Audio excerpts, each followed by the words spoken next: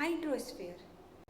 The Earth is called the blue planet because 71% of the Earth's surface is covered with water, which makes it look blue from outer space.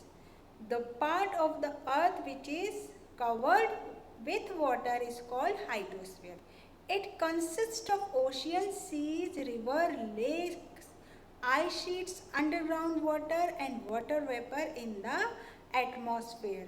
Only 1% of the Earth's water is fresh water for human and 2% is in the form of snow and ice.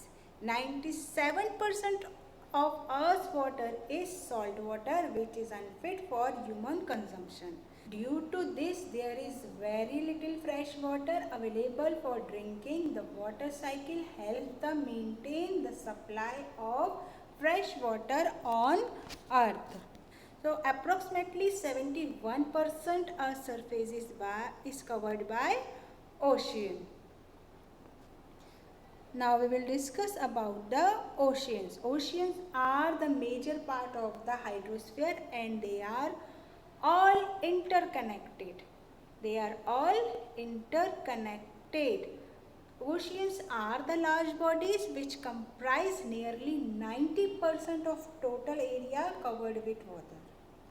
They are an important source of moisture in the atmosphere and provide habitation to the marine plants and animals. There are 5 major oceans, namely the Pacific Ocean, the Indian Ocean, the Southern Ocean and the Arctic Ocean. Now we will discuss in detail about the Pacific Ocean. The Pacific Ocean is the largest ocean, spread over 1/3 of the Earth, circular in shape. Asia, Australia, North and South America surround it. The Earth's deepest marine trench located in the Pacific Ocean. It is surrounded by Asia and Australia on the west and the North America and South America on the east.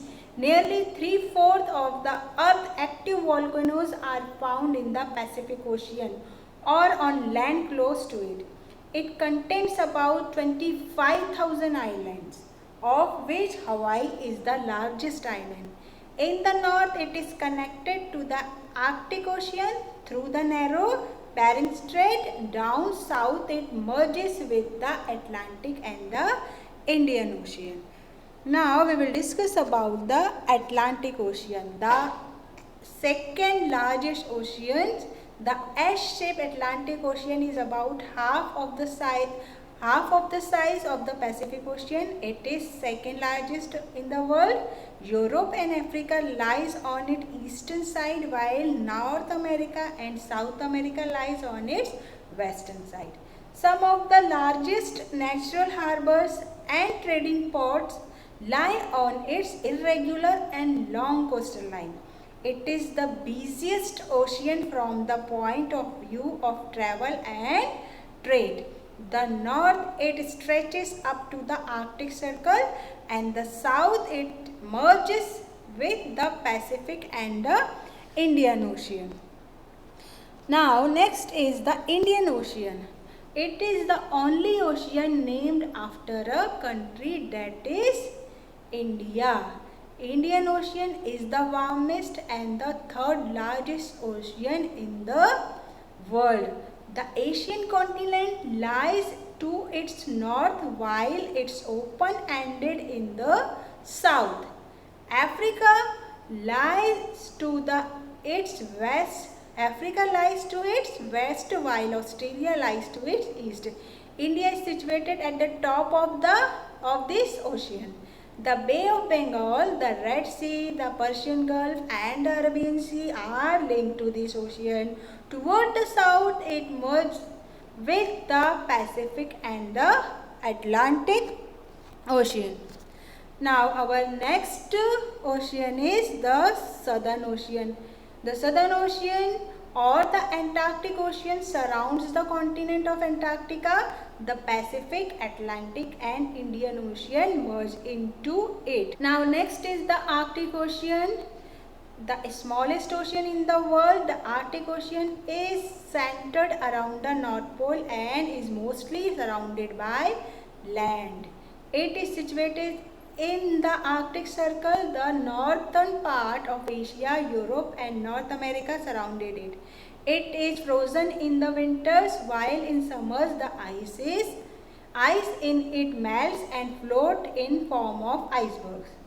The Bering Strait connect it to the Pacific Ocean. Students, ocean are also very important. Ocean helps to make the climate of a place moderate. They provide us with a wide variety of mineral salt and seafood. They are used as a medium to travel. They are used for recreation and water sports and are also tourist attraction. Ocean water is a source of energy. Oceans are a home to many aquatic animals and plants. So these all were the importance of ocean. Now students, we will discuss the atmosphere. The earth is surrounded by a layer of gas called atmosphere. So it extends up to the height about 1600 kilometers. Its exact thickness is not known to us since there is no distinct boundary between the atmosphere and the outer space. It is held in place by the pull of gravity. Now if we will talk about its layers, divided into 5 layers on the basis of composition, density, temperature and other properties. These 5 layers are troposphere, stratosphere, mesosphere and thermosphere and exosphere.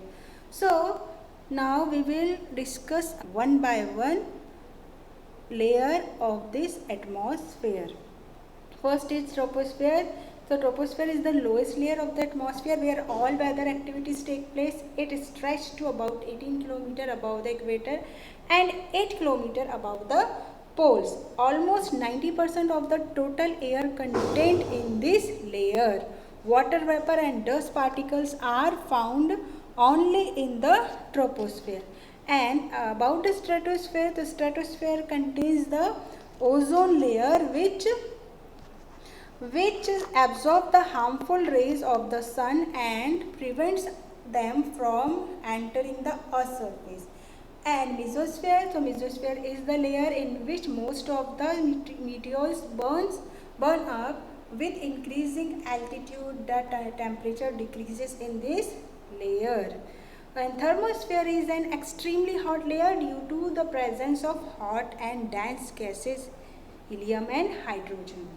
Exosphere is the outermost layer of the earth. Beyond this layer, the atmosphere merges into space. Students, if we will talk about the composition of the atmosphere, so the most abundant gases found in the atmosphere are nitrogen and oxygen. Nitrogen makes up around 78% of total atmosphere, while oxygen makes up of 21%. The remaining 1% is made up of argon, carbon dioxide, neon, ozone and hydrogen, methane, etc. Besides these gases, water vapor, dust particles, smoke, etc. are also found in the atmosphere. Most of the air is found closest to the earth. As we go up, the volume of air decreases because its density is maximum at the sea level. The atmosphere is important in many ways, like protects us from the harmful ultraviolet rays of sun. Oxygen support life on the earth, while nitrogen help in the growth of living organisms. Carbon dioxide absorb heat, thereby keeping the earth warm, and the plants absorb carbon dioxide to make food. Now students, we will talk about the biosphere, the domain of life. The biosphere is very narrow zone where lithosphere, hydrosphere and atmosphere meet. All forms of life such as human beings, plant, animals and microorganisms exist in it. They form the biological environment. All these forms of life are interdependent on each other and also on the physical environment consisting of land, water and air. The three domains of Earth interact with each other and affect each other in some ways or other.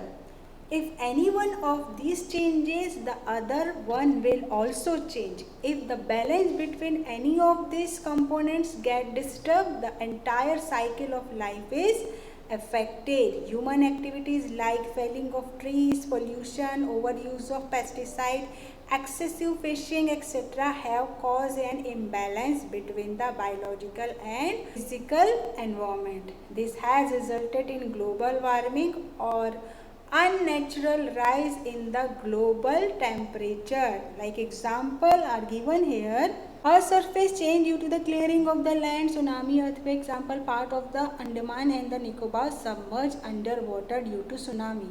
Discharge of wastewater pollute the water, other form of life. Increase in the amount of carbon dioxide lead a global warming.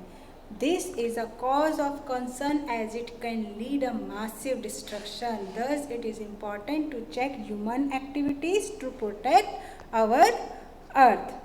So, student, this was our chapter major domains of the earth.